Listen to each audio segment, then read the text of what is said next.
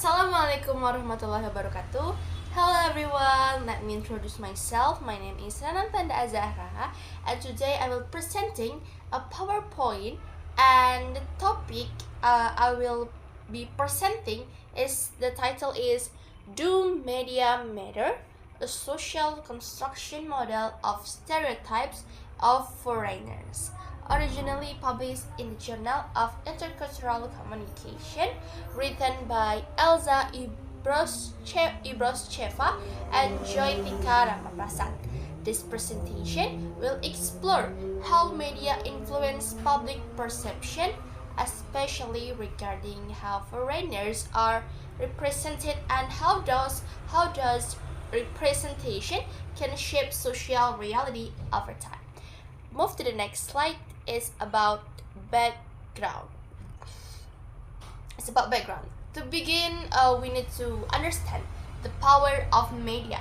Media is not just a passive tool that reflects society. It actively constructs social realities. In many multicultural societies, media even serve as the primary source of information about foreign groups. So, when these groups are misrepresented or even completely labeled, it can lead to harmful stereotypes and misunderstanding. The main purpose of this study is to introduce a social construction model that explains how these stereotypes are built and maintained through repeated media exposure and selective content. And then move to the next slide is about methodology and conceptual model. This research is conceptual in nature, which means the authors did not collect new data. They analyzed exciting theories and previous studies to create a framework. The social construction model they propose is built on 4 key elements. First is exposure. How frequently foreign groups are shown in the media. The more frequent the exposure, the more familiar or stereotype the image becomes. And then the second is sources. Who controls the narratives? Journalists, media owners, or governments can heavily influence what kind of stories get told. And the third is content. What messages are being shared? Are foreigners shown in a positive, negative, or neutral light? And the fourth is perceptual outcome. This refers to how audience internalize these images and start to believe them as truth. In short, media does not just show the world, it builds the way we see the world. And the next slide is about key findings. There are 2 key takeaways from the findings. First is the media are not neutral, they both reflect and reinforce societal biases. When certain portrayals are repeated, people from mental shortcuts or schemas that turn into generalization about foreigners. Second is media can contribute to maintaining social hierarchies. Dominant groups are often portrayed positively, smart, trustworthy, and powerful, while minority or foreign groups are more likely to be shown as poor, dangerous, or exotic. These portrayals subtly justify unequal treatment in the real world. So, even if the media does not intend to be harmful, the accumulated impact of biased portrayals can be damaging. And then move to the next slide is about case study visual. Let's look at 2 kinds of media example. In news media, foreigners are often associated with crime, terrorism, or illegal immigration. And when these are the only kinds of stories we hear, it reinforces a monolithic and negative image of foreign groups.